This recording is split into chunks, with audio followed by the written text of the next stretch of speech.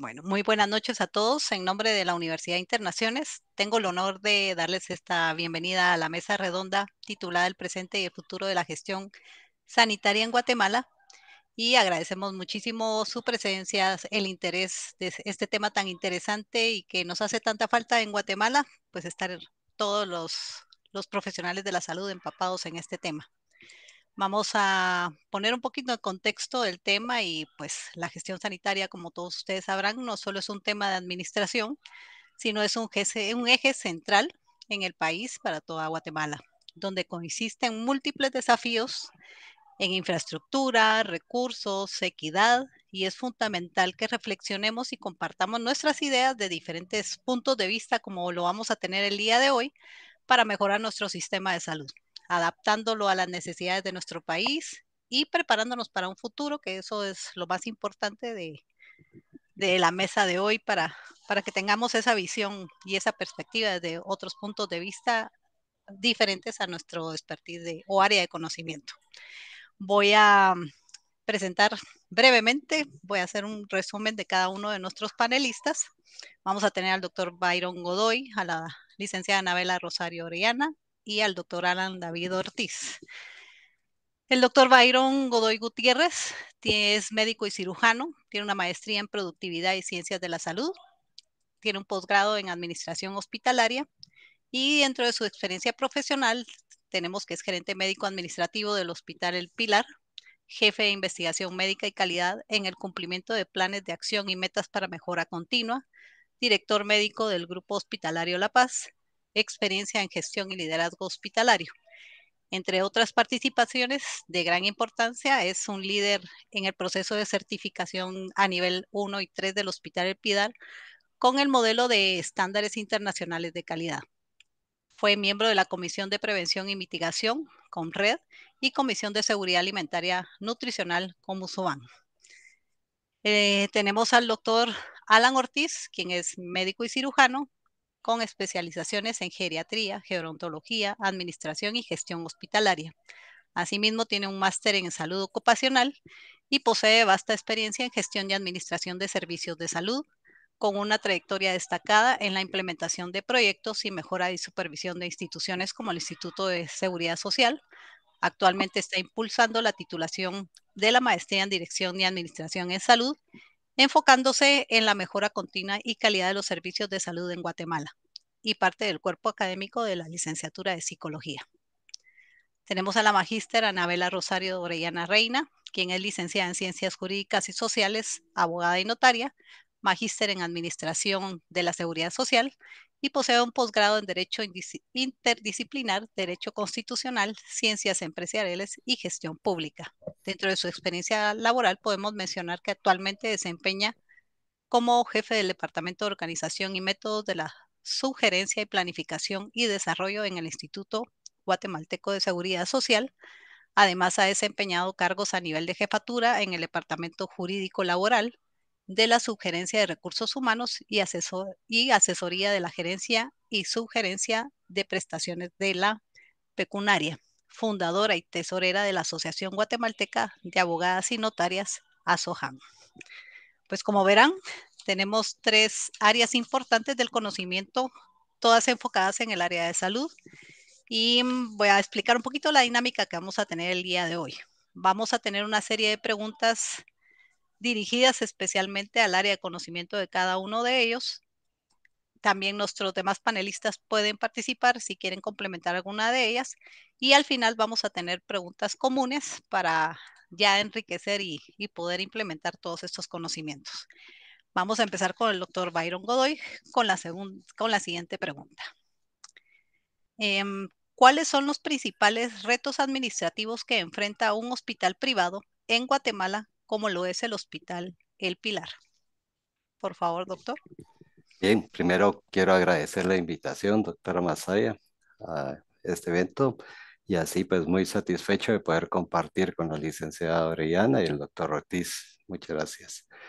Bien, los retos que tiene un hospital, o sea, todos saben que los hospitales pues por el tipo de trabajo son diferentes retos, hay retos externos, retos internos. Me voy a centrar en los desafíos internos que tenemos. Estos pues están unidos al plan estratégico del Hospital El Pilar.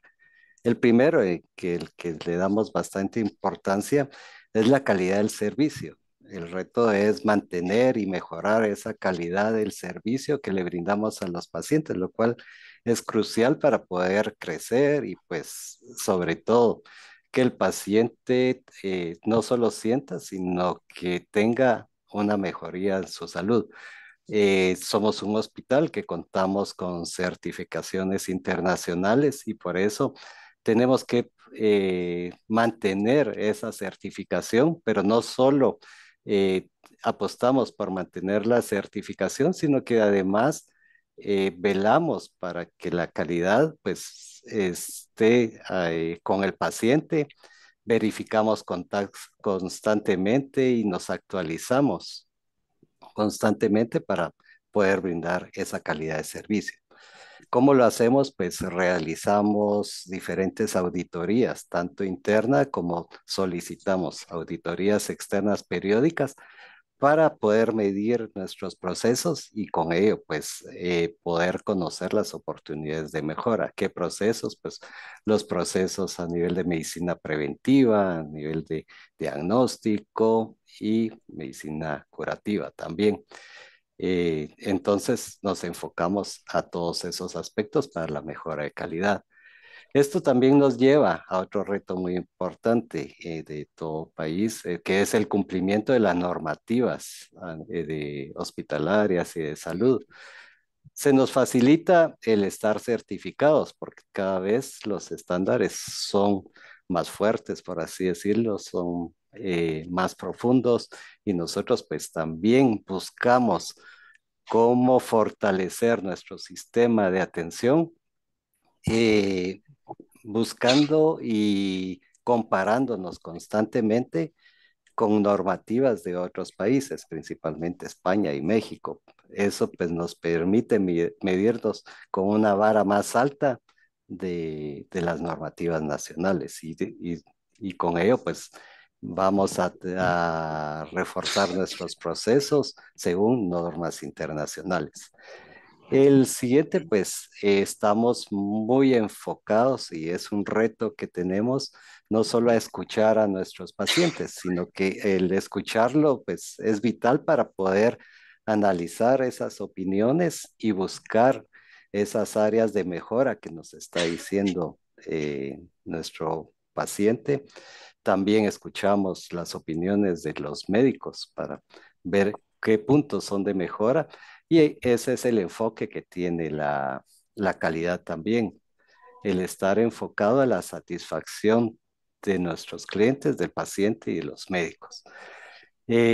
Otra situación que vemos y que es un reto muy fuerte hoy en día es sobre las innovaciones, la innovación y el crecimiento que debe tener toda organización, institución de salud, pues va unido a la innovación. Entonces estamos incorporando servicios, nuevos servicios, procedimientos que promuevan sobre todo el bienestar del paciente y también estamos enfocados en crear unidades.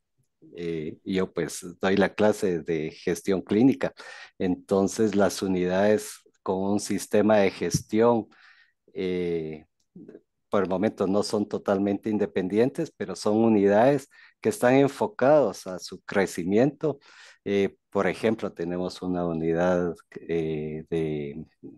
del corazón, una unidad cardiovascular bastante amplia, donde se dan no solo especialidades de médicos clínicos, médicos de diagnóstico, tenemos los equipos de última generación para el diagnóstico cardiovascular, sino que también vamos más allá hacia la rehabilitación cardíaca, a medicina intervencionista y también a la fisiología cardíaca. Entonces, tratamos de que cada unidad pues se complemente y que abarque todas las subespecialidades que son necesarias. Con ello también pues podemos hablar de la adquisición de tecnología, o sea, es un reto actualmente. Los equipos están eh, cambiando cada poco, que ahora tienen agregado inteligencia artificial para esto, tienen un sistema para poder visualizar mejor las imágenes con 4K, etcétera. Entonces tratamos de estar en tecnología, pues con la tecnología de punta, con todos los equipos que van a brindar sobre todo una mejor calidad en los procesos de los pacientes y lo más importante, una mayor seguridad para los pacientes también. El mantenerse con estas tecnologías al día significa una inversión muy grande. El hospital apuesta con ello para que las diferentes especialidades pues tengan esa facilidad. Actualmente pues contamos con una unidad de columna donde se tiene el microscopio para poder realizar procedimientos mínimamente invasivos a nivel de columna, una mesa Allen para la movilización adecuada de los pacientes y poder abordar con comodidad y sobre todo lo que ya he manifestado anteriormente, esa seguridad que le podemos brindar en la atención del paciente. O sea, eso es un enfoque bastante importante al que estamos dirigidos. Y así, en fin, hay un sinfín de equipos que puedo mencionar y aquí me quedaría un largo tiempo. Eh, Otro punto, otro reto es mantener una infraestructura adecuada, mejorar los flujos de atención, mejorar el flujo del paciente para poderle dar, según la situación, una atención rápida, que no se tenga que movilizar mucho al paciente, tener una infraestructura pues que nos permita que también el paciente se sienta en un ambiente que le dé bienestar. Eso nos apoya mucho a la salud, a la recuperación del paciente también. Entonces, este es un reto que tomamos bastante en serio y es por ello que también tenemos planes de expansión dentro del mismo hospital para poder brindar más servicios de clínicas, de estudios de diagnóstico y facilitar así al paciente pues todos los servicios que se puedan generar. Acá, pues, entre los retos, pues también voy a hacer un cambio ahora sobre lo que es la gestión de inventarios. ¿Por qué es un reto? Es bastante importante porque tenemos que mantener no solo medicamentos, sino que también insumos médicos que son necesarios para la terapéutica de los pacientes. Un inventario que esté acorde a la atención a la terapéutica que brindan nuestros médicos, pero a la vez necesitamos una gestión y logística adecuada para asegurar tener una rotación de esos productos y no tener altos inventarios que nos afecten financieramente. Entonces aquí pues buscamos esa optimización de recursos que son recursos institucionales o de la organización. Entonces nos enfocamos mucho a ello, tener lo necesario, pero también no sobreabastecernos, buscar también con nuestros proveedores alternativas de tener ese ganar-ganar para que todo eso beneficios que podamos tener, pues se le den al paciente también. Eh, Ahí pues también podemos mencionar que hay un reto que actualmente tiene como una complejidad más fuerte es la atención personalizada al paciente. Estamos en una promoción y perdón, primero estamos en una capacitación constante del personal para que esté enfocado a que se promueva ese trato personalizado y adecuado a las necesidades del paciente. Pero al principio decía que era actualmente más complejo porque todos ya sabemos que ahora los pacientes o los familiares buscan tener mayor conocimiento de las enfermedades, buscan tomar ellos decisiones sobre la terapéutica del paciente. No están de acuerdo muchas veces con los médicos tratantes, lo que dificulta a veces esa relación médico-paciente. Entonces, tenemos que abordar de diferentes formas a los diferentes tipos de pacientes que hay.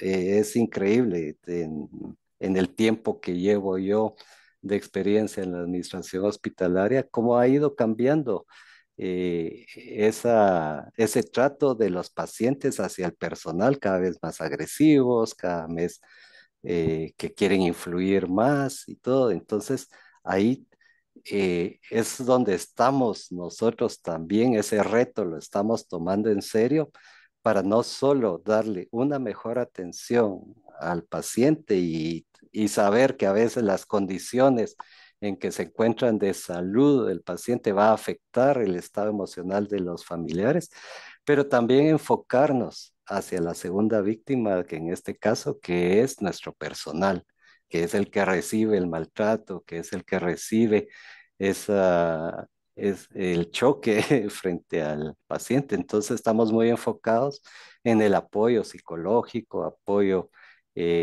también para capacitar ese tipo de que se relacionen aún así con un paciente conflictivo de la mejor forma y que lo sepan abordar. Entonces por eso les decía que es un reto tal vez complicado, pero que actualmente lo estamos abordando con bastante profundidad. Creo que ahí estarían los principales retos, por así decirlo. Interesante, doctor. La verdad es que todos aquellos que solo somos usuarios de un hospital, que es puntualmente de lo que usted está mencionando, jamás nos imaginamos toda esa logística que hay detrás y tan importante como la tecnología, los medicamentos, la capacitación al personal, todo esto que se ve fácil, pero definitivamente no lo es para poder estar acreditados como idealmente debe de ser, ¿verdad? Vamos a pasar el, con la magíster Anabela de Rosario con la pregunta: ¿qué innovaciones en métodos y organización se han implementado recientemente en el ICS para optimizar los servicios de salud? Muchas gracias, buenas noches y me siento muy honrada de compartir esta mesa redonda con profesionales de este nivel. La verdad que luego de escuchar al doctor Godoy, nos damos cuenta la brecha abismal que existe entre el sector privado y el sector público de nuestro Sistema Nacional de Salud.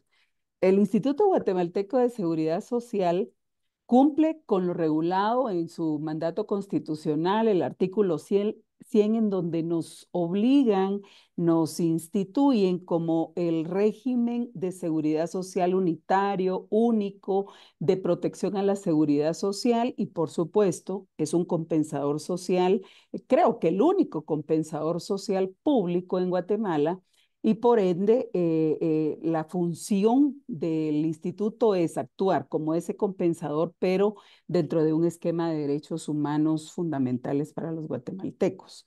Y en ese sentido, cabe resaltar que la innovación en métodos, en organización, en funcionamiento de una institución pública tiene mucho más retos de los que justamente decía el doctor. Si bien es cierto, hemos sido a veces señalados como instituto porque se cuenta con un presupuesto propio, es autónomo, tiene bienes, patrimonio y no podemos desarrollar todo lo que en materia de gestión hospitalaria, sanitaria, nos encantaría. ¿Y por qué? Simple y sencillamente porque somos parte de un sistema público sanitario. Tenemos limitaciones legales, por supuesto. Sin embargo, dentro de esas limitaciones no me voy a dedicar a hablar del tema jurídico porque creo que más adelante vamos a abordarlo. Quiero decir que hemos hecho esfuerzos muy grandes y fundamentalmente porque la ley orgánica, dentro de ese mandato constitucional, dirige sus esfuerzos en aplicar en beneficio de una población asegurada todos los servicios de salud y seguridad social posibles. Y posibles no de conformidad con un presupuesto establecido, sino posibles dentro de un marco de derechos humanos.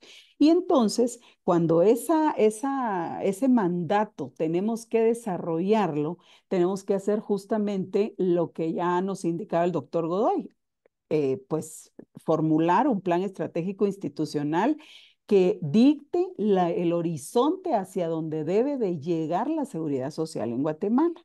Y en esa formulación del PEI, hemos pues desarrollado muchos de los objetivos institucionales que se plantean. Uno importante es la ampliación de cobertura. El Instituto Guatemalteco de Seguridad Social actualmente solo atiende al 20% de la población trabajadora del país. Tenemos muchos proyectos importantes para ir incorporando sectores.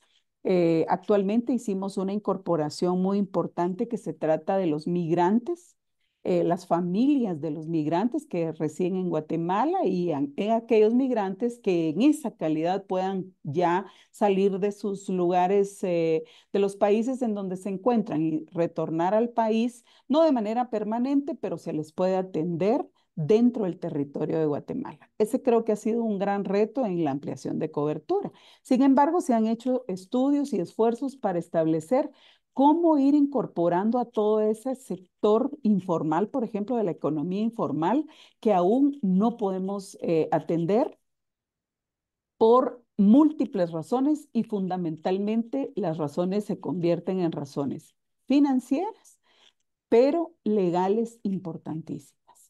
Luego, cuando nos rebasó a la administración pública la tecnología, tuvimos que montarnos a un barco tecnológico en donde muchos de los que no nacimos en un ambiente de tecnología tuvimos que aprender. Empezamos con la orientación médico-telefónica, que fue un reto para la institución, pero sobre todo para los pacientes, porque ya lo dijo el doctor, los pacientes hoy toman decisiones en conjunto con los médicos. Cuando yo imparto mi curso de legislación en salud, yo soy protector, yo soy abogada protectora de los médicos, le digo, porque afortunadamente el gremio médico es un gremio, o los profesionales de salud en general, son los que garantizan el derecho a la salud en Guatemala y por ende debe de mantenerse la garantía de esa relación médico-paciente en ese marco legal que no permita que las decisiones o que en este caso la tecnología, que por supuesto es buena, me encanta, estamos reunidos justamente por esa tecnología, pero que ha rebasado algunos límites en materia de gestión sanitaria. Y, por supuesto, hemos tocado la puerta de la orientación por videollamada porque estamos dispuestos a que más adelante, ya en otras intervenciones tecnológicas, podamos hacer lo que en otros países justamente se hace, en donde un médico por videollamada y con la áptica, que es la tecnología en donde ya se pueden sentir elementos táctiles, pueda generarse incluso hasta exámenes y etcétera con los pacientes. Eso en el instituto nos ha permitido evolucionar hacia, por ejemplo, el uso de la ley de simplificación de trámites, la ley de reconocimiento de comunicaciones electrónicas, porque la gestión sanitaria sí se ha centrado específicamente en el paciente, pero nuestro paciente, aparte de ser paciente, es un afiliado que cuenta también con protecciones económicas, pecuniarias, que tenemos que garantizar por larga data. Y ese tiempo que nosotros invertimos en los pacientes, tenemos que garantizar que le den bienestar, tanto físico como mental, a estos pacientes. El ICS ha fortalecido sus procesos muy eficientemente en materia sanitaria, sobre todo porque ha accedido a tener actualmente clínicas empresariales en donde cada vez está más cerca del paciente. Antes, como bien es cierto, tenemos unidades médicas en todo el país, pero no justamente tan cerca del afiliado, tan cerca del paciente y de los lugares de trabajo.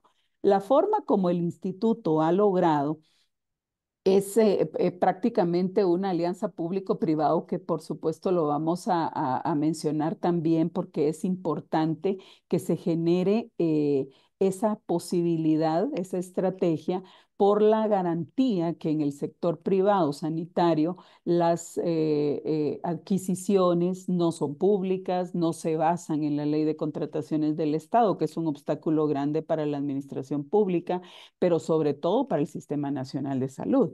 Y se ha impulsado esta gestión sanitaria porque hemos acreditado, por ejemplo, el Departamento de Anestesiología, el Departamento de Neonatología. Hemos logrado incorporar equipo de alta tecnología ahora para el uso, por ejemplo, de radiología, eh, para imágenes diagnósticas. Tenemos contrataciones directamente con equipos de alta gama que se ha logrado gracias a la buena gestión en adquisiciones públicas, que como lo digo es nuestro gran obstáculo. Impulsar, por supuesto, estas innovaciones. Es menesteroso decir que tenemos en Guatemala y la administración pública muchas limitaciones, sobre todo en el sector público sanitario. El paciente siempre ha requerido una relación física con su médico, ¿verdad? Esa es una característica en la cual le ha servido, por ejemplo, esta orientación telefónica. No muy les gusta porque no saben si por teléfono les está hablando realmente un médico o no, y eso ha generado que haya algún tipo de resistencia, sobre todo en nuestra población afiliada pensionada, que como ustedes saben tenemos un grueso número de pensionados que incluso tienen hasta el tiempo de estancia en el instituto, en sus centros de atención médico integral, CAMIPS se denominan, pueden llegar desde las 5 de la mañana y retirarse hasta que cierren las puertas. Entonces, muchas veces se atienden ahí situaciones de relajamiento, juegos de mesa y etcétera, y entonces ellos están acostumbrados a estar dentro de sus instalaciones. Para nosotros es muy beneficioso porque sentir un hospital o un centro de atención médico como un lugar seguro para un pensionado, un adulto mayor, es un éxito institucional que se ha logrado gracias a esa gestión sanitaria. Eh, hemos logrado también incorporar eh, la gestión por procesos. En la administración pública, la gestión por resultados y la gestión por procesos es un beneficio que se otorga, pero con lineamientos estratégicos específicos dictados por el órgano rector, que en este caso es el Ministerio de Finanzas Públicas.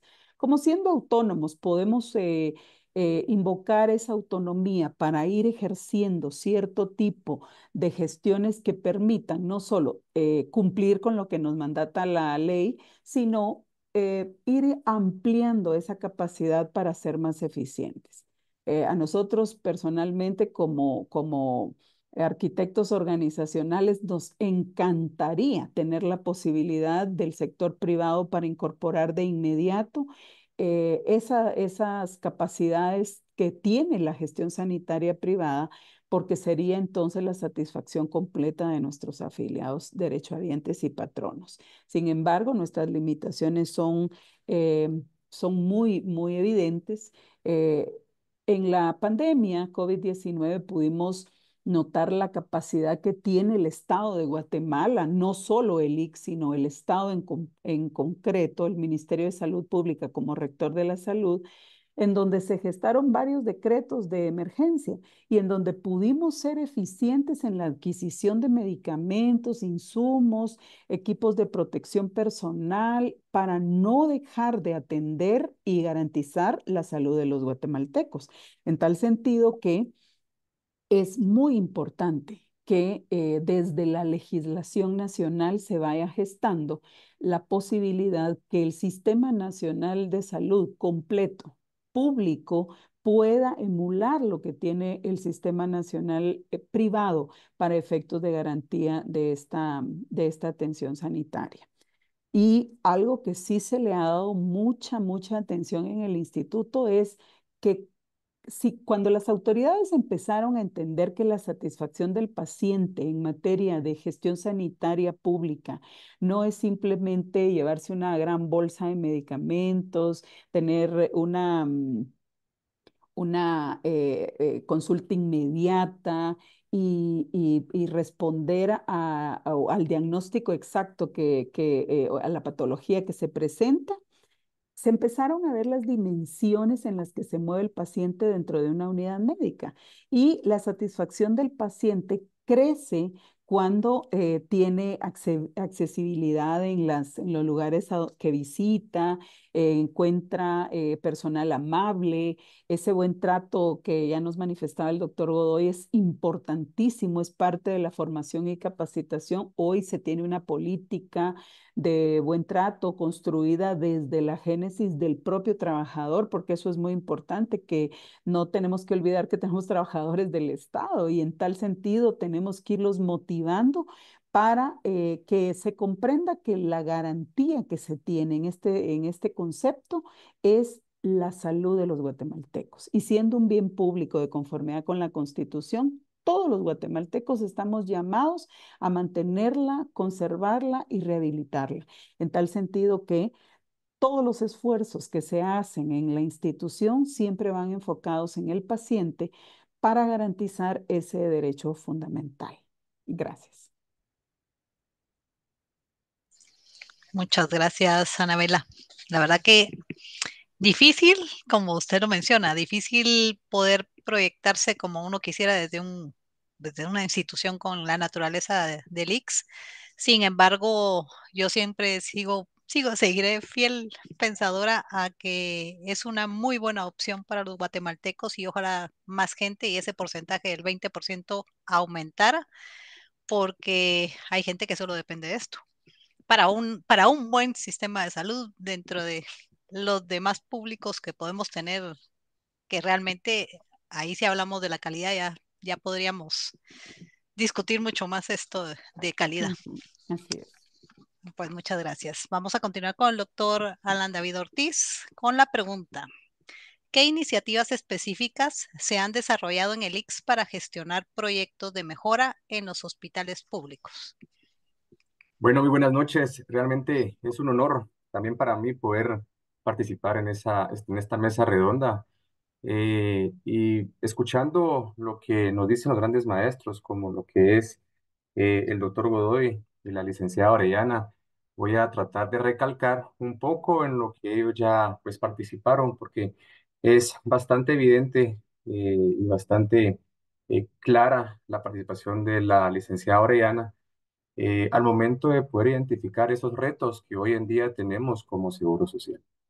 Vinculado de que nosotros sabemos que nos establecemos o participamos bajo una ley orgánica, que esto pues está fundamentados en varias normativas o instrucciones y que actualmente pues se vela para poder fundamentar ese tipo de desafíos o retos es por medio de nuestro PEI, ¿verdad? Que es es el plan estratégico. ¿Por qué?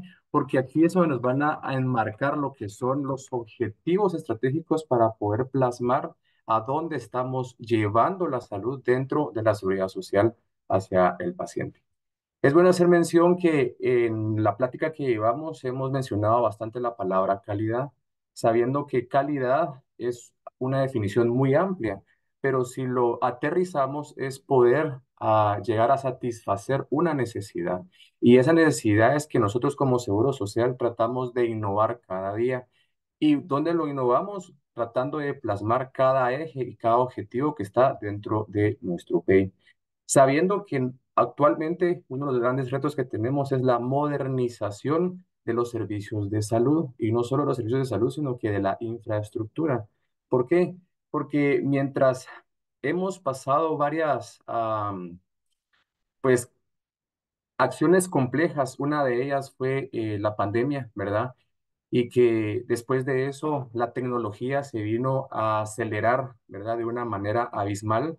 Lo hemos llevado, ¿verdad? Para poder crear estrategias y una de ellas es la reforma administrativa de la gestión constante de todas las unidades médicas. ¿Por qué? Porque cuando hablamos de una reforma y de calidad que es cambiante, vamos a poder identificar que podemos conocer al paciente, podemos conocer a la población. No es lo mío, no es lo mismo y es lo interesante, no es lo mismo el departamento de Alta Verapaz con Baja Verapaz y así sucesivamente. Realmente las necesidades son diferentes.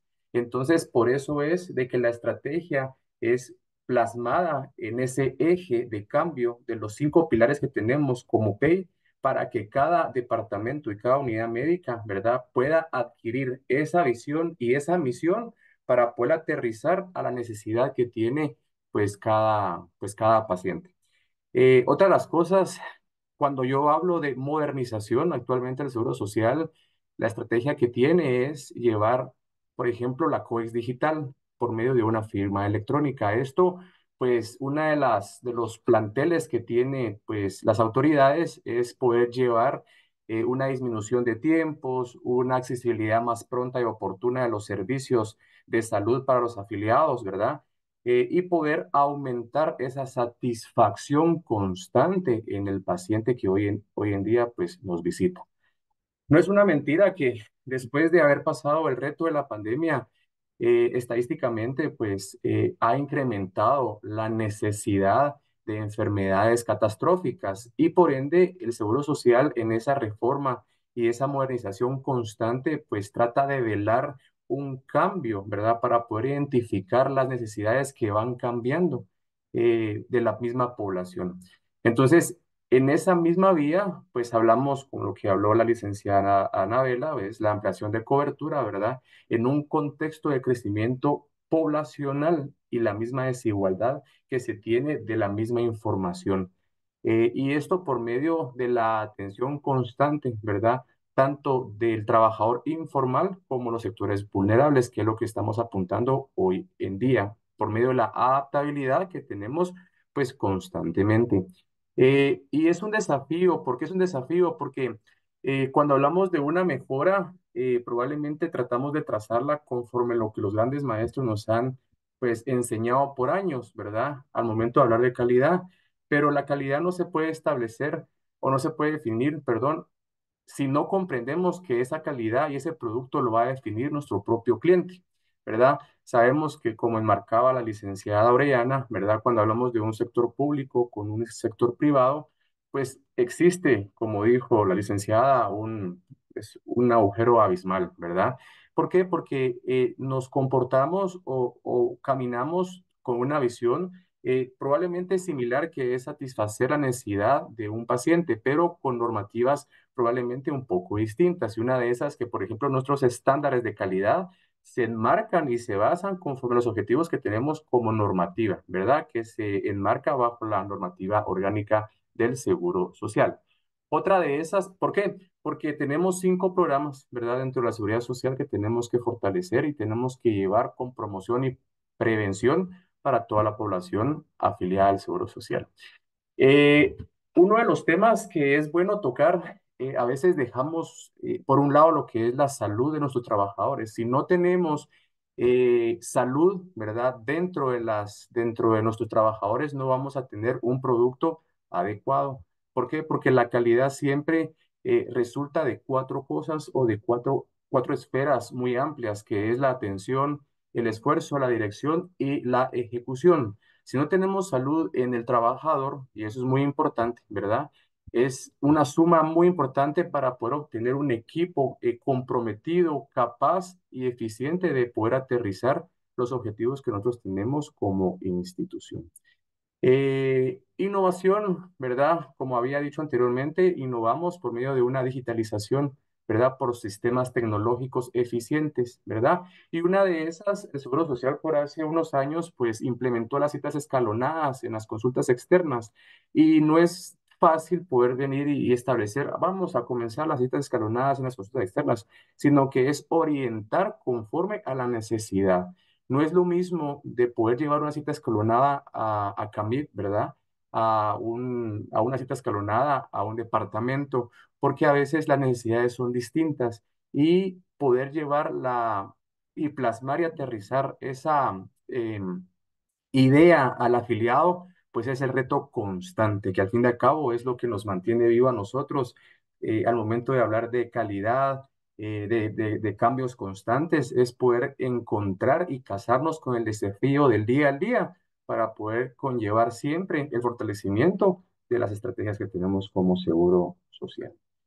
Eh, Promoción de salud y prevención de enfermedades es uno de los modelos reactivos, perdón, es uno de los modelos que tenemos constantemente en las unidades médicas, ¿verdad? Porque tenemos que pasar un modelo reactivo a un modelo preventivo, ¿verdad? Por medio de una promoción de salud. Y eso es lo que normalmente aprendemos en clase al momento de verificar en las horas que tenemos con los estudiantes, que ellos logren identificar modelos no reactivos, sino que modelos preventivos, pero no solo saber que hay modelos preventivos que nos van a llevar a cumplir las estrategias como gobernantes, sino que identificar quién es nuestro paciente, quién es nuestro cliente, que al fin y al cabo es el que va a enmarcar esa satisfacción de constante cambio.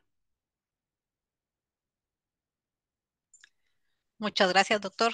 Me encantó mucho que haya enfatizado con lo de la prevención. Creo que nuestro sistema de salud debería enfocarse a nivel general, enfocarse más en esta parte que nos sale menos costos, menos sufrimiento para nuestros pacientes y pues asegurar que las futuras generaciones también tengan una mejor calidad de vida Es, por seguir a los que están más grandes, ¿verdad? Pero es un proceso lento, pero creo que por ahí deberíamos de ir centrándonos también a nivel general en cualquier institución. así es. Muchas gracias. Vamos Gracias. a abordar al doctor Byron Godoy con la siguiente pregunta. ¿Qué estrategias podrían implementarse para mejorar la calidad y la eficiencia en la atención hospitalaria? Tiene su micrófono apagado, doctor. Gracias, perdón. No te... Bien, pues las estrategias para dar una mejor calidad de la atención, ya hemos platicado, el doctor Alan Ortiz hacía evidenciar que hemos platicado bastante de lo que es calidad, pero para un sistema nacional pueda crecer y dar todos el mismo nivel de calidad, necesitamos todos estar guiados con unas mismas normativas, crear estándares nacionales, tal vez, no estándares muy altos, pero tenemos una habilitación de nuestros centros de atención, la cual creo que podría funcionar un poco mejor, creando estándares que estén adecuados a la realidad. O sea, ya no solo ver una infraestructura básica, sino que ya pedir elevar esa normativa. Y quiera que no, el tener una normativa también hace necesario que haya atrás de ello algo que nos comprometa a cumplirla. Entonces, ese compromiso, pues, es una habilitación de los centros con el cumplimiento de esas normativas. Como alguien que ha implementado un sistema de calidad y ha certificado, ha apoyado a certificar una institución de salud, les puedo decir que es dedicarle tal vez tiempo, esfuerzo, pero no es algo que no se pueda hacer. No necesitamos tampoco certificarnos todos a nivel internacional, pero sí tener un sistema de gestión de calidad y sobre todo de seguridad al paciente, tener los estándares básicos de seguridad del paciente. Con eso disminuiríamos un montón de costos en la atención pública también, porque se centraría más a lo preventivo, o sea, la seguridad del paciente va con ese enfoque de prevenir los eventos adversos, de prevenir eso que tiene un costo adicional en la atención del paciente. Entonces, tener normativas claras, eh, la licenciada Tabela Orellana también estará conmigo en que tengamos un aspecto legal adecuado para cada tipo de centro. O sea, cada tipo de centro debe de cumplir con ciertos requisitos Y si todos estamos en esa misma línea, si todos estamos enfocados en que tenemos que brindar un servicio de calidad, una atención, como decía también el doctor Alan Ortiz, dirigido a las necesidades del paciente, creo que eso aumentaría la calidad exponencialmente de la atención. Muchas gracias, doctor. Estándares iguales para todos, importante. Vamos a continuar con la magíster Anabela con la siguiente pregunta. ¿Qué papel juega el factor jurídico en la implementación de nuevas tecnologías del sistema de salud pública en Guatemala?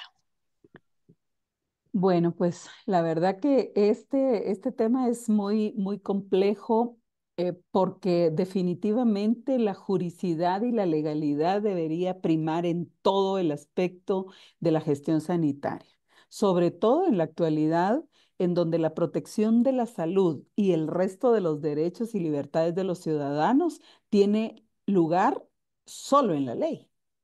Y el Estado es el único garante de esos derechos y libertades. En tal sentido que estas garantías efectivas, legales efectivas, deberían de estar definitivamente escritas porque todavía no hablamos la virtualidad en el ámbito legislativo y menos los abogados. Nos ha costado mucho entrar en eso, que responda a la evolución de la gestión sanitaria. Definitivamente, el derecho es una ciencia cambiante, evolutiva, pero debe de ir de la mano con todos los avances tecnológicos. No podemos, hemos hecho esfuerzos grandes porque ya tenemos contrataciones mercantiles digitales, tenemos el reconocimiento de la firma electrónica, tenemos varios aspectos, pero hay otros países en donde la contratación directamente es digital. Ya no se ven las personas, solo se trasladan documentos mediante correo electrónico y es suficiente garantía. Esos estándares, por supuesto, son internacionales y deben de irse aplicando. En el 2021 sale la Ley de Simplificación de Trámites.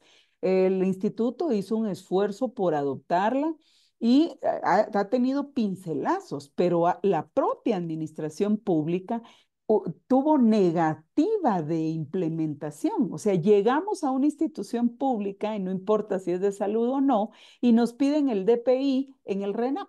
Es impresionante. Entonces, nos piden el certificado de nacimiento para presentar nuestra acta de matrimonio. Son cuestiones que lamentablemente no son evolutivas. Hay un estudio que acabo de leer que se denomina Soluciones legales a los conflictos entre derechos individuales y salud pública. Y ahí se demuestra que nuestro sistema jurídico, pues al hacer la comparación, no está dotado de garantías constitucionales en situaciones de grave crisis como la que vivimos, por ejemplo, con la pandemia. O en situaciones de crisis por los desastres naturales con los que nos enfrentamos. Aquí es el organismo legislativo definitivamente el que debe entrar a una reflexión de cara al futuro de nuestra regulación jurídica en conflicto entre derechos individuales y derechos de interés colectivo. La salud pública es colectiva. Y en ese sentido, sí se debe reflexionar, pero esa reflexión de aquellas reflexiones que los motiva a escribir y a tomar acciones y decisiones, acciones afirmativas que lamentablemente no tenemos. Cuando se dio ese inesperado reto de la COVID, Salud Pública afrontó realmente desde el desconocimiento de la enfermedad y los recursos, no teníamos recursos para atender esa grave crisis y se evidenció no solo carencias en las estructuras sanitarias, se evidenció las carencias en nuestro ordenamiento jurídico nacional. Hubo cierres temporales permanentes de toda la economía del país, de la locomoción. Hubo elementos fundamentales para que cambiara dramáticamente el giro de nuestra economía, afectando lamentablemente el derecho a la salud como un elemento fundamental para garantizar la vida de los guatemaltecos. Y en ese sentido, no, el derecho no ha actuado como esa ciencia cambiante. Entonces, sí, definitivamente juega un papel fundamental. Quiero explicar un poco el tema de cómo la Corte de Constitucionalidad, porque sí es importante reconocer que no por la pandemia, sino casi desde el 2000, que se ha instituido la defensa constitucional a través del amparo del derecho a la salud. Y el derecho a la salud y la seguridad social han sido muy respaldados por la jurisprudencia de la Corte de Constitucionalidad. Voy a mencionar un expediente específico porque es el que marca el momento en que se instituye el amparo como esa defensa constitucional y se obliga en este caso, al instituto a regresar los derechos que estaban siendo vulnerados por falta de atención médica, por falta de medicamentos hacia los pacientes y hacia los afiliados. Esa situación nos llevó a crear un mecanismo de protección a la vida. Y ese es el fundamento que utiliza, por ejemplo, la Corte de Constitucionalidad en ese expediente emblemático, pero en reiteradas sentencias que han sido jurisprudencia constitucional. Por supuesto, ¿qué declara en ese momento la Corte de Constitucionalidad? Simplemente lo que establece la Convención Americana de Derechos Humanos, artículo 25, derecho a la vida, derecho a la salud. La salud es la garantía para proteger y privilegiar ese derecho que es el máximo en la vida de los guatemaltecos. Y por supuesto, utilizó el principio pro persona porque hizo una adecuada correlación entre el precepto constitucional y esa norma de convencionalidad, indicando que la salud física y mental de las personas es un derecho esencial para la protección y para el desarrollo de los habitantes, en tal sentido que el Estado no puede ser discriminativo a la hora de aplicar la salud en el ámbito público o privado y por eso cualquier situación que permita una innovación específica en la gestión sanitaria debe de estar total y absolutamente protegido, no solo por las leyes, sino por las garantías que los propios organismos judiciales nos puedan proporcionar. ¿Y qué es lo que entonces ahora han hecho muchas personas enfermas de enfermedades renales, de VIH, SIDA? Han acudido, por supuesto, en amparo contra el ICS porque han dicho que el ICS no les ha proporcionado tratamientos para su enfermedad o que quieren determinado medicamento para curarse la enfermedad que según ellos o según su médico tratante, que es externo del instituto, es el que le va a conservar y preservar la vida. Por supuesto, esa continuidad de tratamientos es una obligación que el Estado tiene y Belix no es la excepción. Sin embargo, como es un derecho colectivo el que se protege, debe de primar ese interés colectivo sobre ese derecho particular, porque muchas veces protegemos a un afiliado con el otorgamiento de su tratamiento médico de marca y dejamos de atender 107,000 afiliados con el tratamiento genérico que tiene capacidad jurídica y legislativa la institución para adquirir. La Corte ha apoyado incluso los planteamientos del Procurador de los Derechos Humanos, que como órgano de defensa de derechos humanos insta y lo hace en materia de su función, que la Ley de Amparo, Exhibición Personal y Constitucionalidad se lo establece y la Constitución propia le manda le da esa orden para que defienda los intereses y los derechos de los guatemaltecos. Sin embargo, en algunos de los casos instados por el Procurador de los Derechos Humanos y cuyo resultado ha sido positivo, son, por ejemplo, los desabastecimientos, ¿verdad? Que es en lo que más impacta el patrimonio institucional, porque entonces vuelve otra vez ese conflicto de derechos individuales sobre derechos colectivos. Y la salud pública, como ya lo dije, es un bien público y todos estamos llamados a darla sin discriminación. Y al no tener una discriminación, no podemos decir, bueno, usted como si es trabajador, como usted si gana bonito, dijo alguien por ahí, ¿verdad? Entonces a usted sí le corresponde este medicamento y al resto de los afiliados les corresponde el genérico. En tal sentido que eh, todas las personas y todas las instituciones, dice el artículo 95, estamos obligados a dar a garantizar, a conservar, mantener la salud, ese derecho humano.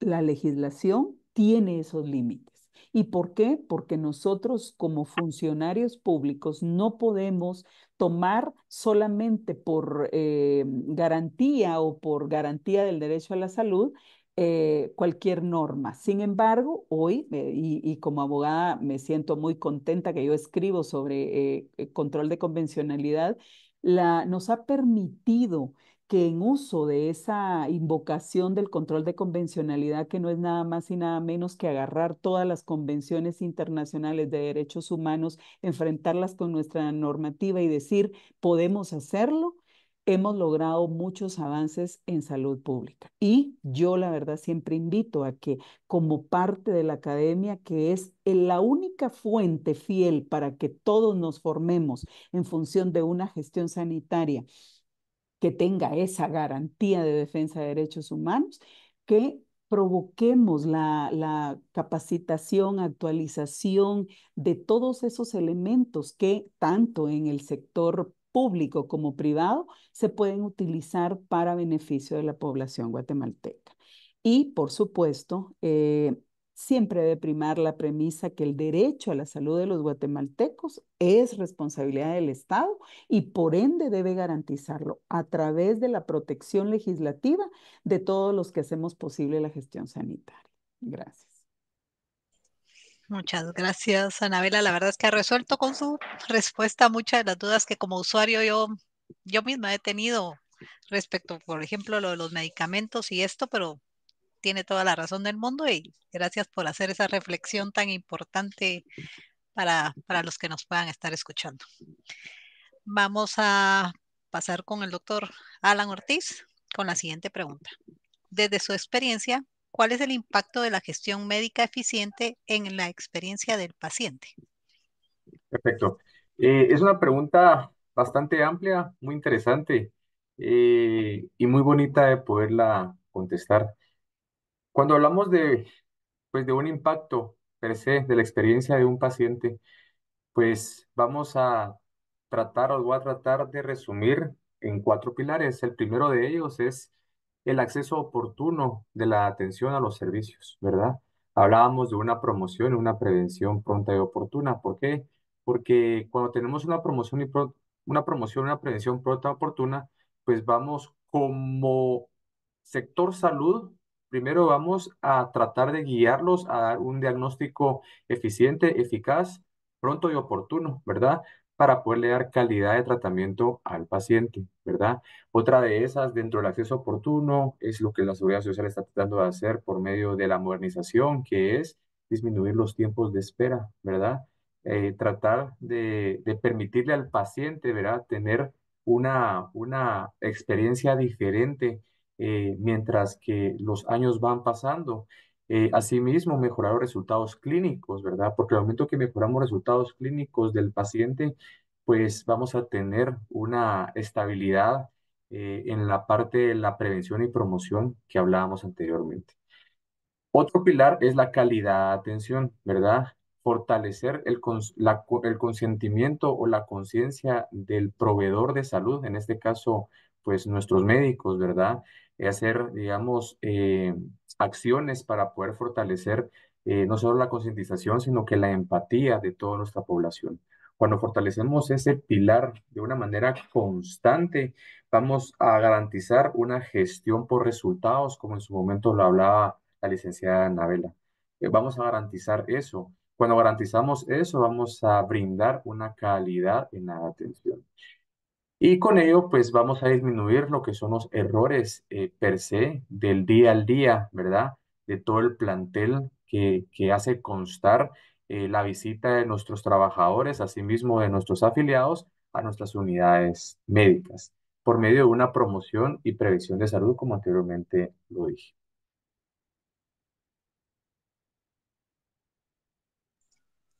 Muchas gracias, doctor. La verdad es que todo lo que ha dicho tiene absolutamente la razón. Y pues al final de cuentas uno lo que quiere es el bienestar del paciente y que salga contento de esa visita o la estadía en el hospital en algunos casos. Y pues muy bien dichos estos pilares. Muchas gracias. Vamos a regresar un poquito con Anabela para que nos responda la última pregunta relacionada al tema jurídico y es la siguiente.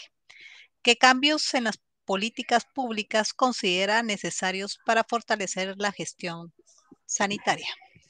Para empezar, quiero darles un dato importante estadístico que me sorprendió. 75 de las políticas públicas registradas en el portal web de la CEGEPLAN, solo 16 están ligadas directa o indirectamente con la Rectoría del Ministerio de Salud Pública y Asistencia Social para fortalecer el tema de la salud.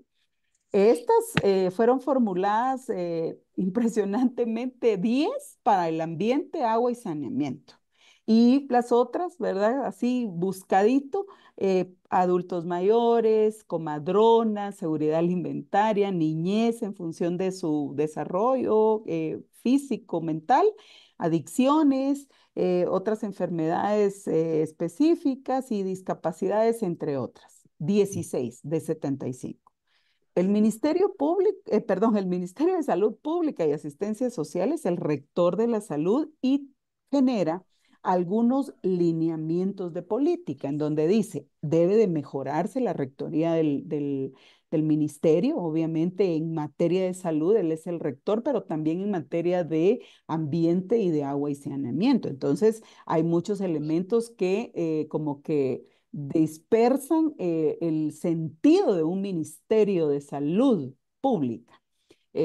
Mejorar, dice, ampliar la cobertura para mejorar la atención y prestación de servicios de salud público, promover y fortalecer acciones para que garantice accesibilidad a medicamentos asequibles y que puedan ser de inmediato uso. Reconocer la medicina alternativa, las prácticas ancestrales, que eso fue muy importante, incluso la política pública de comadronas, pues garantiza eso, ¿verdad? Otra cosa que me pareció importante dentro de estos lineamientos de política que se tienen es que se está incentivando a promover la investigación y el desarrollo tecnológico en la gestión sanitaria, que eso es muy importante porque siendo el rector, qué bueno que desde ahí se impulse esa naturaleza. Y luego, incorporar las tecnologías en el sistema de salud. Las tecnologías sanitarias son muy importantes y vale decir, porque la mayoría son médicos, que cuando se impulsa una situación de tecnología sanitaria en donde no está físicamente la relación médico-paciente, uno de los principales obstáculos es la postura del médico por, creo, la garantía que ya nos comentaba el doctor Godoy en cuanto a esa capacidad que ahora tiene el paciente de tomar decisiones en conjunto, que tampoco es bueno, porque, o sea, la formación profesional del médico es para garantizar esa salud. Yo puedo leer en internet mis síntomas y ya me sale de conformidad con la inteligencia artificial mi patología y hasta me dice y me recomienda qué tomar, qué ejercicios hacer y qué comer. Pero cuidado con esas garantías porque al final el único responsable es el médico tratante. Sin embargo, bueno, y un último elemento que creo que era importante en los lineamientos de política es justamente lo que hemos estado hablando, formar y capacitar al profesional de salud, a todo el personal de la gestión sanitaria en cuestiones de gestión gestión administrativa y de gestión financiera, que es muy importante. Yo creo que para garantizar la eficiencia, la eficacia en la gestión sanitaria deben optimizarse los recursos como ya se dijo. Sin embargo, es una opinión personal. Las políticas nunca van a ser adecuadas, el papel aguanta con todo, sin que se produzcan mediante una garantía en donde el Estado es el responsable del Sistema Nacional de Salud y por ende debe de dotar a la gestión sanitaria, al Sistema Nacional de Salud, de todos los elementos de juricidad y legalidad que se requieran. Porque aquí no se trata de qué número de políticas, porque pude traer de ese dato estadístico de 75, 60 son de salud, sino que deben estar, las que están, 16 no importa, implementadas, tomando en consideración que los cambios económicos y sociales de los, que ha tenido Guatemala, no solo en los últimos años, sino que ha sido evolutivo, pero que marcó un parangón importante la pandemia, eh, las nuevas demandas de los pacientes son distintas y el avance tecnológico no podemos dejarlo por un lado. En este momento se está perfilando un nuevo modelo de gestión sanitaria y debemos de estar involucrados en ese aspecto para no quedarnos rezagados como administración pública y tampoco esperar que el paciente asuma ese liderazgo que debe ser asumido por los responsables del sistema de salud. Este modelo, por supuesto, está dotado de datos, autonomía del paciente, ya lo dijimos, pero también inclusión. Quieren que se le incluya todas las decisiones porque ese derecho a la información que requiere el paciente es indispensable. Y lo está mandatado por ley, sin embargo, ahora ya no solo los pacientes, sino los familiares quieren intervenir en la decisión del tratamiento patológico, si es que estoy utilizando bien los términos, para efecto de la curación de su paciente, de su familiar. Por tanto, para mí las políticas públicas deben considerar algo importante. Avanzar en tecnología, dice un maestro médico que muchos conocemos, es avanzar en salud. Y definitivamente ese poder transformador que nos trae la tecnología lo tenemos que ir integrando en la gestión sanitaria, incidiendo positivamente con un enfoque más integral, pero sobre todo con el respeto del derecho humano a la salud, que es lo que primamos en este caso. Gracias. Muchas gracias, Anabela. Es importante acá, mencionó varios puntos muy importantes y creo que ese cambio que hay que tener tecnológico para avanzar en la salud es importante, pero muchas veces tenemos mucha resistencia al cambio, no solo del paciente, sino de parte también de los profesionales. Entonces tenemos que ir cambiando también nosotros conforme van siendo las necesidades y las nuevas tecnologías, ir poniéndonos a la vanguardia porque así es la vida y así todo avanzado y por qué no en el tema de salud.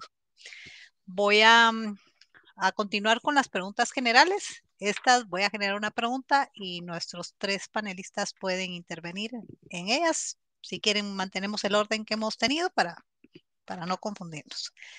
¿Cómo visualizan el futuro de la gestión sanitaria en Guatemala en los próximos 10 años? Por favor, doctor Godoy. Bueno, aquí voy a platicar mucho sobre lo que ha dicho la licenciada Anabela Orellana, sobre los avances tecnológicos para la atención de la salud. O sea, lo veo a futuro y ojalá que no sea como un mundo ideal, sino que se lleve a la práctica el poder llevar la atención médica a esos lugares que están más distantes por medio de la telemedicina. O sea, tenemos una gran brecha. Estamos concentrados en las zonas urbanas en la atención de salud. He trabajado con una organización no gubernamental dando servicios de atención en el área rural y si es una diferencia abismal, si vemos una brecha a nivel de la zona urbana, a nivel de las comunidades que quedan más distantes es algo bastante difícil. Entonces, teniendo ya esos avances tecnológicos que podemos llevar la atención por medio de telemedicina, crear métodos diagnósticos pero usando una tecnología adecuada también para que nos brinde una información adecuada, creo que ahí podemos cerrar un parte de esa brecha. También eh, se puede ver que además de que podemos cerrar la brecha, se puede ampliar la brecha en otros puntos, porque el sistema de salud privado apuesta mucho por la tecnología, nuevas tecnologías y todo, y puede ser que la parte de salud pública se vaya quedando rezagado. Entonces ahí a la vez, si cerramos brechas por un lado, se pueden ampliar por otro lado. Entonces, ojalá que no sea así a futuro, pero es lo que se visualiza, lo que estamos viendo que ya está sucediendo. Entonces también, aquí sí ya voy a algo que a mí me gustaría que sucediera, que tuviéramos un sistema de salud unificado, pero un sistema de salud unificado donde todos compartiéramos datos epidemiológicos.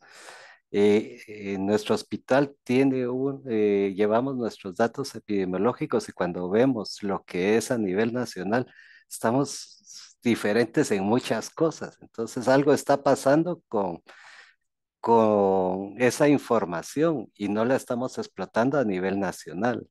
Tenemos que explotar también todo lo que nos dice la resistencia antimicrobiana, apostar con un adecuado tratamiento y de uso y manejo de los antibióticos. Hay una legislación para ello, pero no se está llevando a cabo. Entonces, ¿qué pasa? Cada vez los tratamientos son más caros, más complejos, debido a que no se está cumpliendo con una norma, una legislación que ya está definida. Entonces, tenemos que apostar también a eso, a cumplir las reglas que ya están claras y que están definidas. Entonces, eso pues nos llevaría a tener un menor costo de la atención de los pacientes.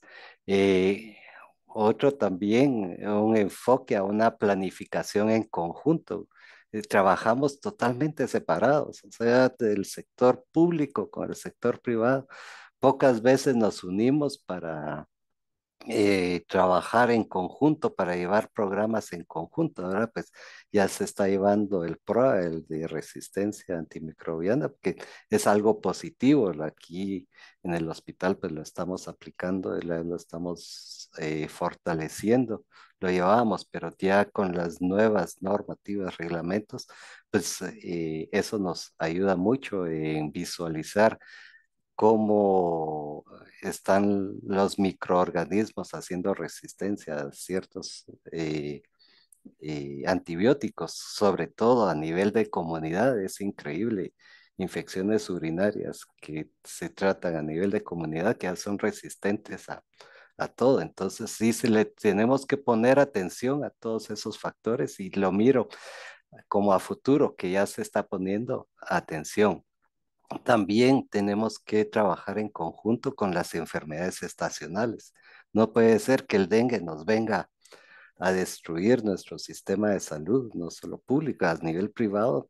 Nos saturan los servicios, eh, hay pacientes que llegan hasta intensivo, tal vez por una mala comunicación de lo que es la enfermedad. O sea, tenemos que trabajar eso en una forma integral también, o sea, reconocer que hay enfermedades que pueden llegar a ser catastróficas en nuestro país y entonces ponerle también atención y ir dirigido hacia eso.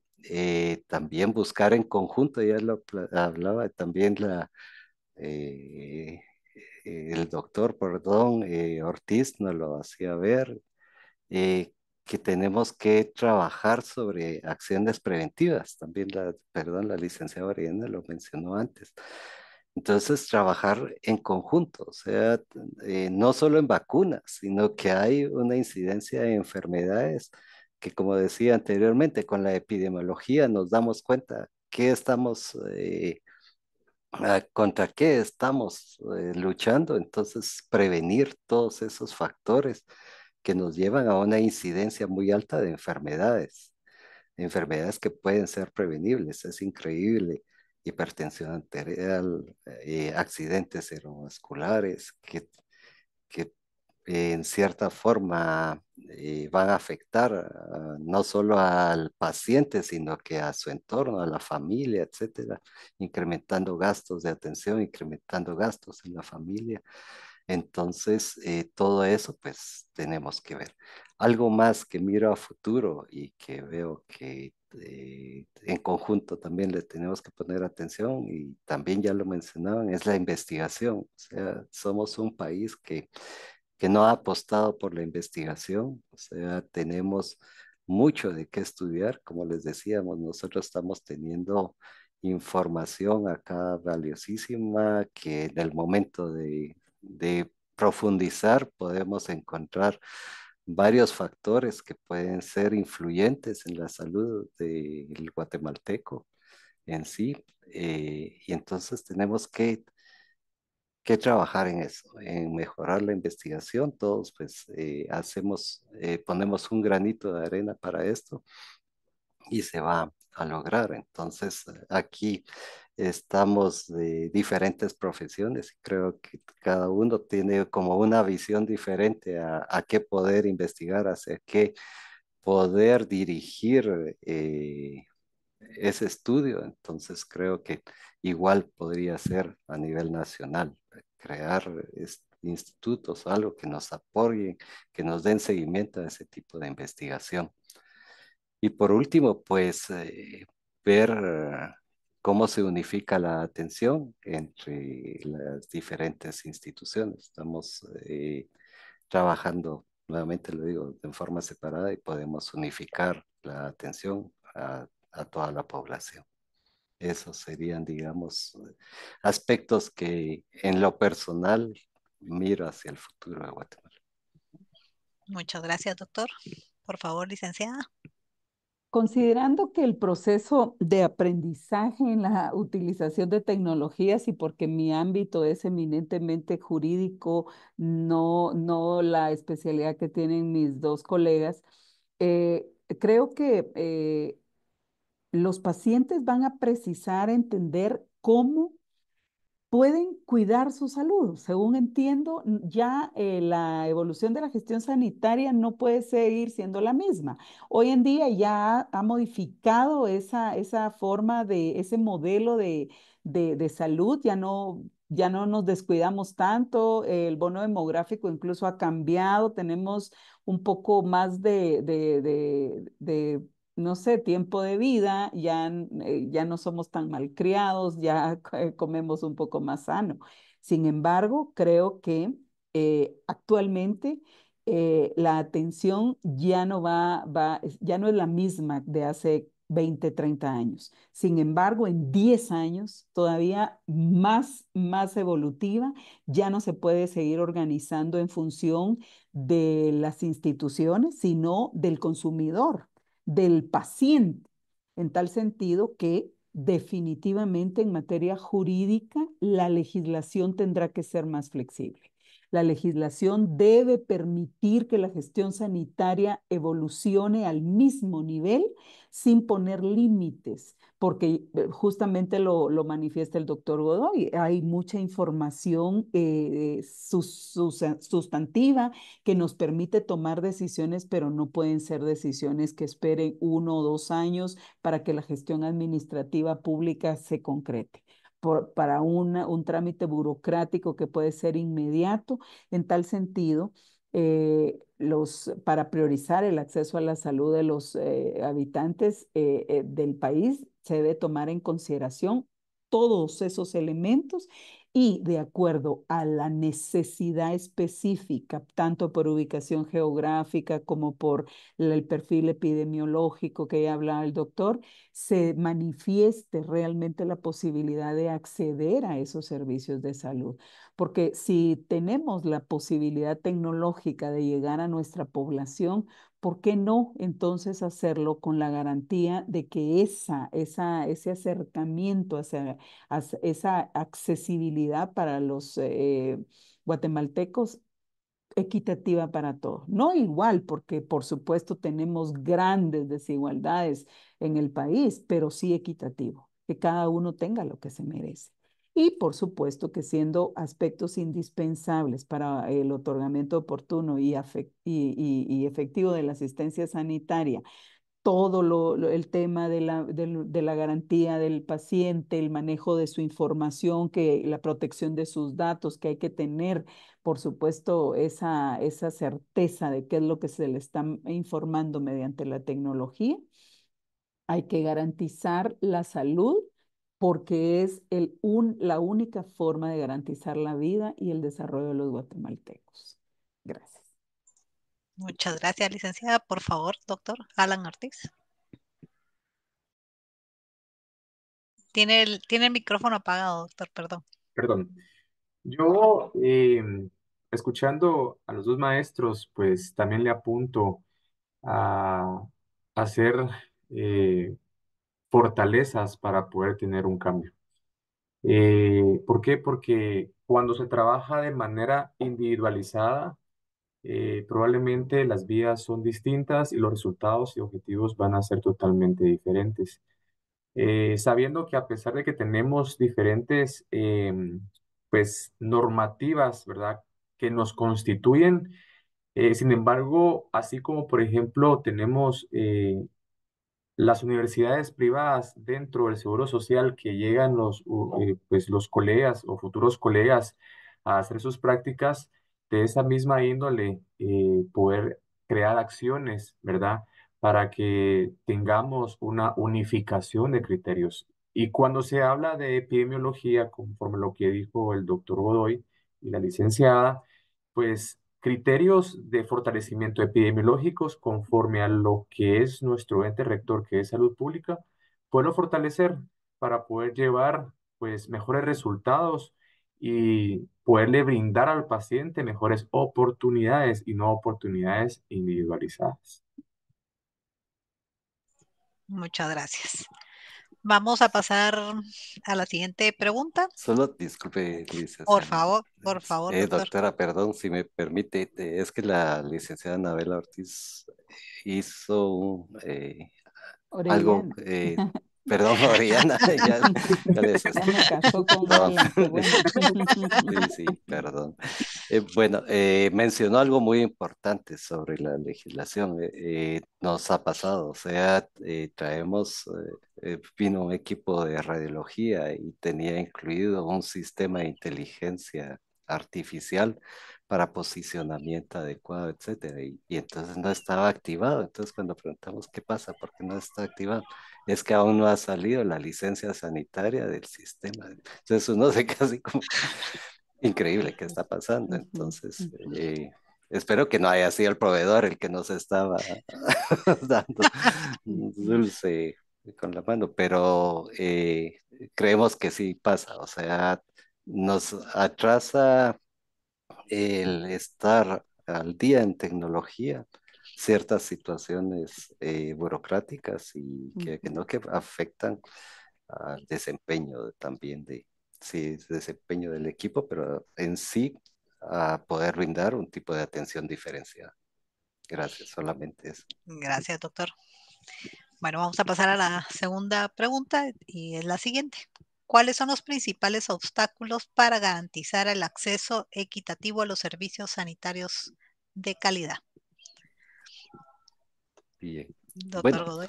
gracias. Sí, pues en Guatemala en sí podemos decir que hay diferentes obstáculos y es a veces el mismo paciente el que encuentra esos obstáculos. O sea, hablamos de mejorar el tiempo de atención y eso es un obstáculo que se mira mucho en pacientes. O sea, el tiempo en que se le da una cita, por ejemplo.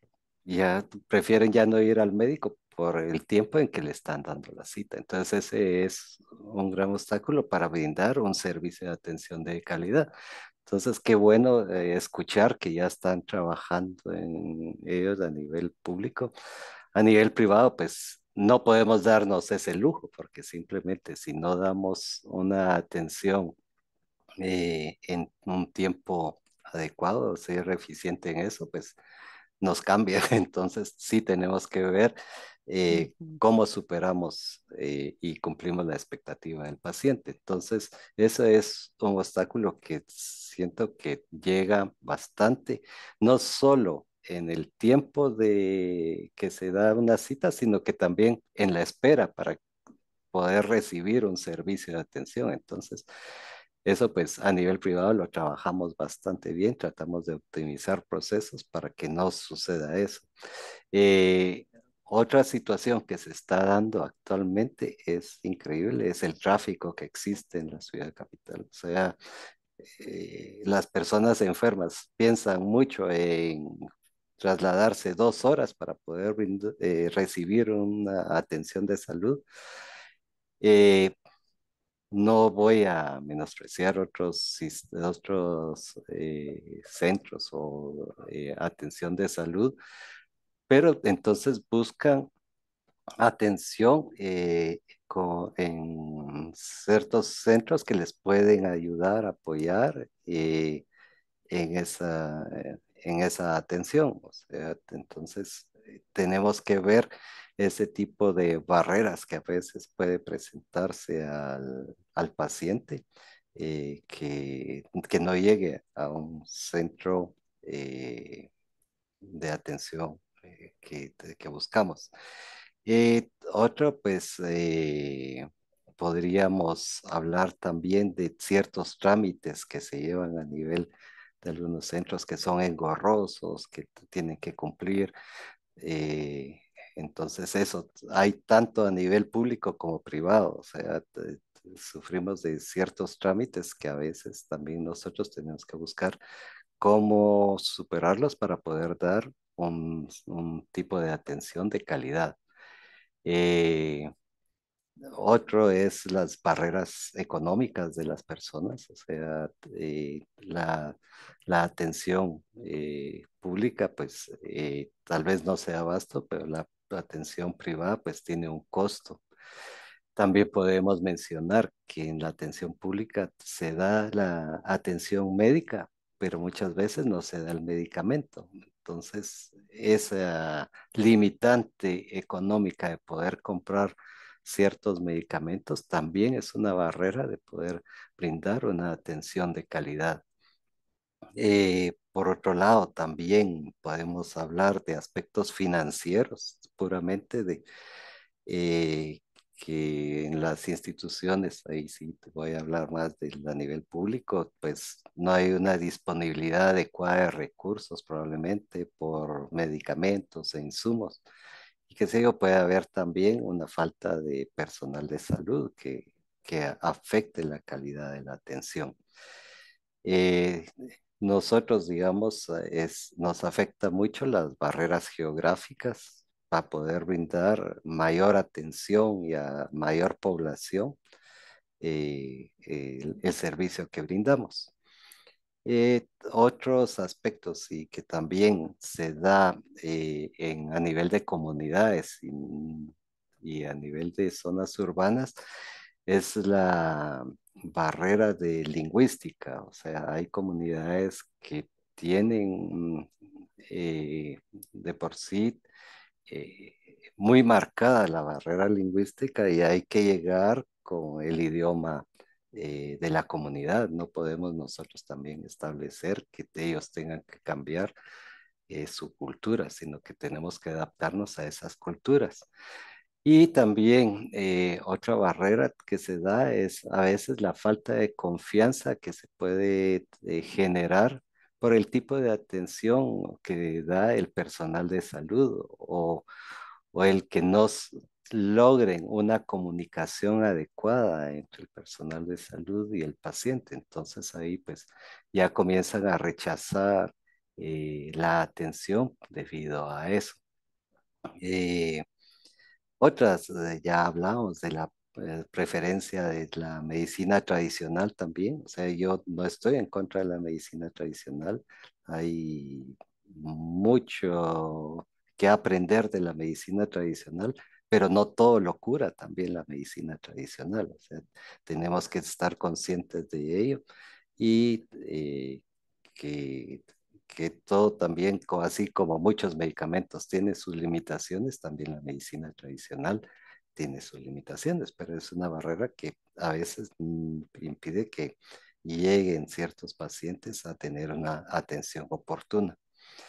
Eh, y ahí pues la disponibilidad de tener diferentes centros de atención según las zonas geográficas, pues también afecta poder brindar una atención de calidad. Aquí quiero ser puntualizar acá que no solo estoy hablando de la parte privada, sino que también de la parte de lo que es el sistema de atención público. Entonces, sí hay que apostar a tener más centros, a tener personal capacitado en esos centros y porque no solo es de construir y construir, sino que tener también personal capacitado. Y yo creo muchas veces se habla de que hay que tener personal humanizado, pero en verdad los que trabajan en salud están por esa parte, por la humanización. O sea, tenemos que apostar más hacia cómo brindar o cómo pueden tener una mejor comunicación entre personal de salud y paciente, porque esa parte de humanización ya la traen de por sí, por eso están trabajando en esa área. Si no, no aguantarían ni un día en esa relación, ese trabajo. Entonces, sí hay que apostar en otros tipos de capacitación y para romper esa barrera. Me fui más ahora hacia cómo romper barreras y no tanto enfocarme en la barrera. Eso creo que es algo muy importante. Muchas gracias, doctor. Magíster Anabela Orellana. La verdad que ya nos copió todo el dato el doctor Godoy. Como decimos los abogados, me adhiero a lo manifestado por él, pero creo que aquí hay un elemento clave y es la creación de políticas públicas o institucionales, si fuera el caso, eh, en atención a los determinantes de la salud, porque si bien es cierto, los obstáculos más grandes son justamente lo que decía el doctor, ¿verdad? Los guatemaltecos no vamos al doctor, yo me incluyo, si no me siento grave. Y entonces ahí sí toco la puerta y digo, ay, me siento malita y voy. El guatemalteco como el común mortal, como yo siempre lo manifiesto. Sin embargo, elementos claves en el interior, la medicina alternativa y ancestral es total y absolutamente superior y máxime cuando los médicos, por ejemplo, residentes, EPCistas, etcétera, llegan a las regiones y no son ni siquiera oriundos, originarios de por ahí cerca. Es más la barrera, la falta de confianza que decía el doctor. Sin embargo, esos determinantes de la salud han hecho que haya demasiada inequidad en el otorgamiento de los servicios de salud. Todo está concentrado en el área metropolitana, o sea, nosotros no tenemos la posibilidad, existen los estudios de los nodos de producción a nivel nacional, uno está por Puerto Barrios, otro está por Las Verapaces, otro está por la región de Retaluleu, Suchitepeques y la metropolitana, pero solo los que realmente estudiamos gestión pública nos metemos a realizar, a saber cómo se desarrollan estos nodos, en donde poder, bueno, decir, ¿por qué no llevar hasta ahí las grandes empresas, incluso privadas, ¿verdad? Porque el sector público debería estar en todos lados. Pero no, todo se concentra en la metropolitana. Y es ahí entonces en donde cada vez los obstáculos para que sea equitativo, porque estoy casi segura que en ese municipio de Todos Santos Cuchumatán no existe un centro de radiología tan importante en donde haya esa tecnología de punta, inteligencia artificial, etcétera, no lo conocen. Sí hay un teléfono, porque alguien decía, no es que ahora todo el mundo tiene un teléfono, todo accede a Internet, sí es cierto, pero no existe de forma equitativa lo que necesita realmente la población. Para no ser repetitivo, con que comparto totalmente las acciones afirmativas que decía el doctor en cuanto a esto, son obstáculos muy grandes, son retos muy importantes, pero está en nosotros, los que integramos el Sistema Nacional de Salud, poder saltar esa barrera. Si no la podemos saltar, aunque sea rodémosla, pero es importante que nosotros tratemos de acabar con esa inequidad que lamentablemente en Guatemala no deja que el bienestar y la salud de la población sea un elemento clave para su desarrollo. Muchas gracias, Anabela. Por favor, doctor Alan Ortiz. Muchas gracias. Voy a fortalecer un poco lo que ya pues, los maestros dijeron, tanto el doctor Godoy como la licenciada Orellana. Es importante saber perfectamente de que hoy en día tenemos que construir y apostar a generaciones nuevas que tengan el hambre de una visión y de una misión de cambio, buscando estrategias adecuadas para poderlas aterrizar. Por ejemplo, una desigualdad que tenemos en área de salud es simplemente el área geográfica y socioeconómica, y esos son dos pilares que es muy difícil poder cambiar. Pero ante esa falta de estrategia de cambio, tenemos que considerar esa misma estrategia, ¿verdad? Para poder saber cómo poder llevar esa salud pronta y oportuna a esas áreas geográficas que están alejadas, como lo mencionaba pues, la licenciada Orellana. Asimismo, otro pilar que realmente es una gran debilidad es la falta de transparencia. Esta falta de transparencia nos hace, ¿verdad?, de que se aleje totalmente una condición de salud y un servicio de salud pronta y oportuna. ¿Por qué? Porque es cuando no existe transparencia, lamentablemente las condiciones disminuyen de calidad. Entonces ya se ve lo que en su momento el doctor Byron Godoy pues mencionaba, ¿verdad? Cantidad relativamente baja de presupuesto para médicos, cantidad relativamente baja para poder mejorar las instancias de infraestructura. Y no, cuando hablo de infraestructura, no solo le hablo en sí la infraestructura como el área en donde se llega a percibir la salud, sino que los elementos básicos y adecuados, tecnológicos avanzados para poder brindar pues una atención adecuada, ¿verdad? La inseguridad y lo que hemos estado hablando en todo este tiempo, ¿verdad? La falta de crear fortalezas entre el sector salud como el sector privado. Muchas gracias, doctores y licenciada. La verdad es que un magnífico tema, mucha tela que cortar, creo yo, y la verdad es que creo que podríamos pasar haciendo mesas redondas todos los días para tratar de llegar a un sistema de salud óptimo, tanto a nivel público como privado, pero tenemos que cambiar la mentalidad, la formación de nuestros estudiantes y, ¿por qué no?, también el pensamiento de los pacientes que a veces no se ponen en el lugar de las instituciones, lo difícil que es hacer gestión y de nuestros médicos que muchas veces están cansados y de la parte administrativa que pues no la mencionamos mucho, pero es el motorcito y de repente el corazón de todas las instituciones para que funcionemos todos los que somos parte de este sistema de salud. Hay una preguntita que tenemos acá de Saúl. A ver quién de los tres se me anima a contestarla. ¿Creen que la inteligencia artificial ayudará de alguna forma a la manera de dar diagnósticos certeros y medicamentos que ayuden de mejor manera al tipo de enfermedad? Bueno, eh, mm, voy a Por opinar un favor. poco. Bueno, Ok. Em, Actualmente, cuando estamos hablando que estamos tratando de avanzar en la tecnología para poder brindar pues un servicio más pronto y más oportuno, también nos vemos enfrentados, ¿verdad?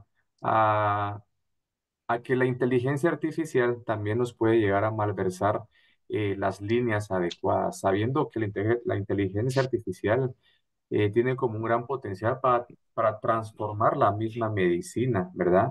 Pero es poco probable que exista o que supere en sí el perfil del médico humano, ¿verdad?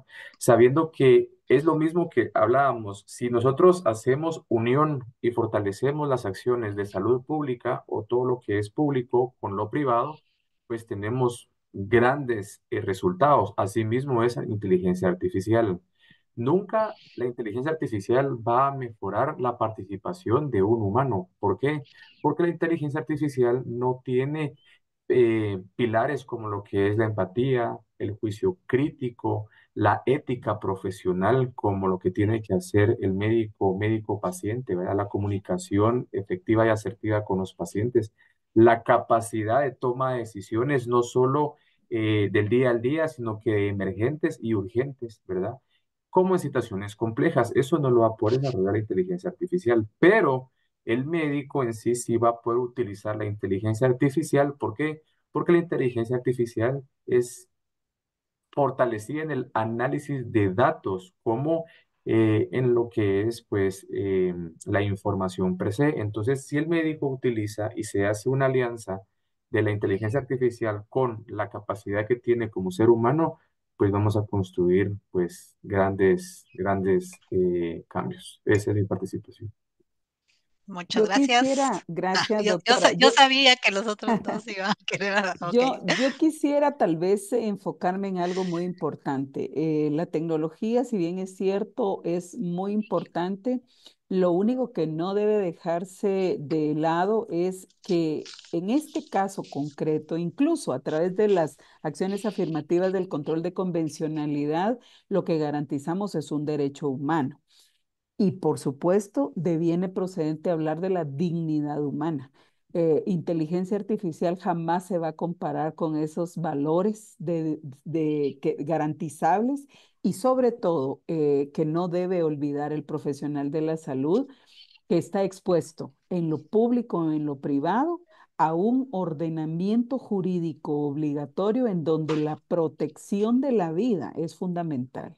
Y en Guatemala, por fortuna, todavía no existe el delito tipificado el delito de responsabilidad médica, pero ante las actuaciones últimas que se han dado y que solamente se han como viralizado a través de redes sociales, cada vez es más importante garantizar la intervención del médico en la gestión sanitaria de su paciente, porque esa es una garantía de responsabilidad. Y recuérdense que la responsabilidad para el médico es civil, penal, si es funcionario administrativa, pero fundamentalmente, y creo que a lo que todos le huimos, a la patrimonial.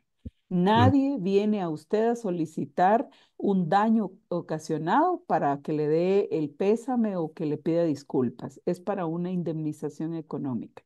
Y entonces la inteligencia artificial no va a responder por ningún profesional de la salud, solamente quien haya ejercido, accionado, omitido cualquiera de las circunstancias en una relación médico-paciente. Gracias. Muchas gracias, bueno. doctor Godoy. Sí, Ahí. pues este tema en lo personal me interesa bastante. He asistido a varias charlas, congresos de inteligencia artificial en los últimos 3 meses, tal vez.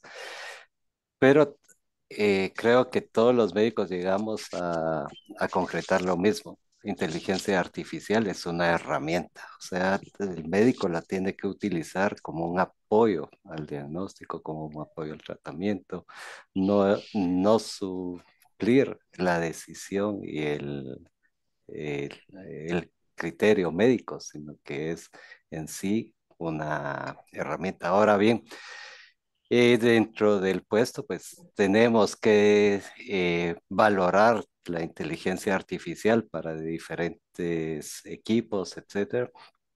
Pero sí, lo que se hace es eso, estudiar, ver en qué le puede apoyar a los médicos, pero sobre todo la capacidad que se tenga para poder utilizar esa herramienta.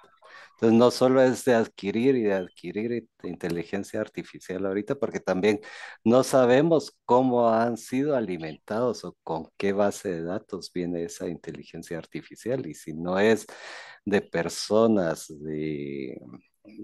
que tienen, digamos, por así decirlo, si está hecha en Europa es diferente a las enfermedades de Centroamérica. Entonces, tiene que estar, como decimos aquí en Guatemala, tropicalizado para que en verdad funcione. Entonces, nos va a tocar a nosotros alimentar a la inteligencia artificial con las características de nuestras enfermedades, etcétera. O si no,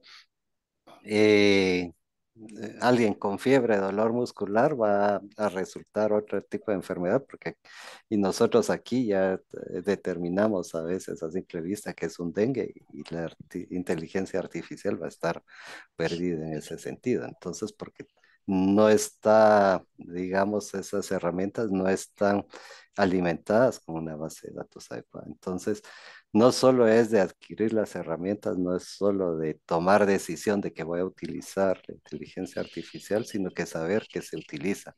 Les puse un ejemplo de los equipos de rayos X que viene, que es más que todo para posicionar en tórax, digamos, donde es la mejor toma. Entonces, ya el equipo automáticamente en base a ciertos puntos de clavícula, esternón, ya dice, bueno, aquí sale centrado y sale bien.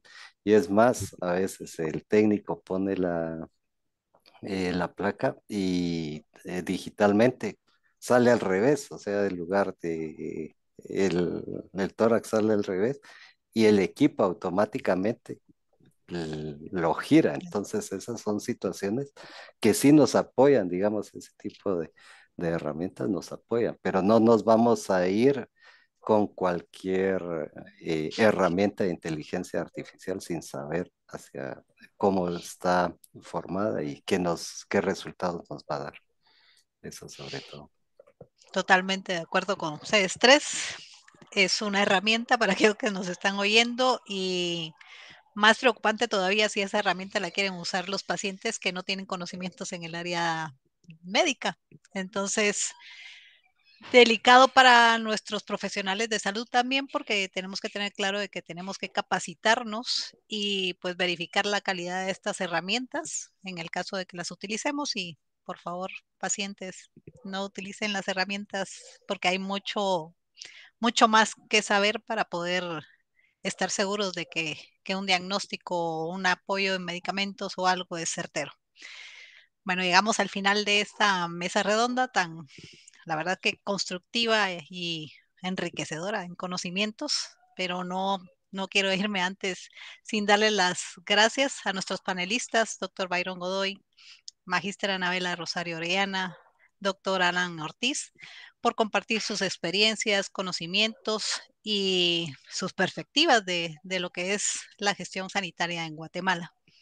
La verdad es que tocamos puntos claves, hemos abordado temas complejos, creo yo, del sistema de salud, dentro de los administrativos hospitalarios privados y públicos, cómo fortalecer los lazos a futuro entre ambas versiones de salud, la importancia de esto y pues ojalá encontremos esa fórmula perfecta para poder llegar a un mismo punto y objetivo que es tener una buena salud a nivel general de nuestra población y tener un mejor sistema de salud en Guatemala.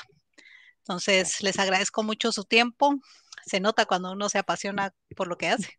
Y hoy tenemos un claro ejemplo de esto. Ojalá y los que no pudieron estar hoy acá y que les van a mandar el enlace puedan revisarla y con eso concientizarnos un poquito de las mejoras que podemos tener y cómo hacer bien las cosas. Muchísimas gracias a ustedes y feliz noche a todos. Muchas gracias. Muchísimas Buenas noches y gracias. muchas gracias. Gracias. Buenas Nos noches. vemos.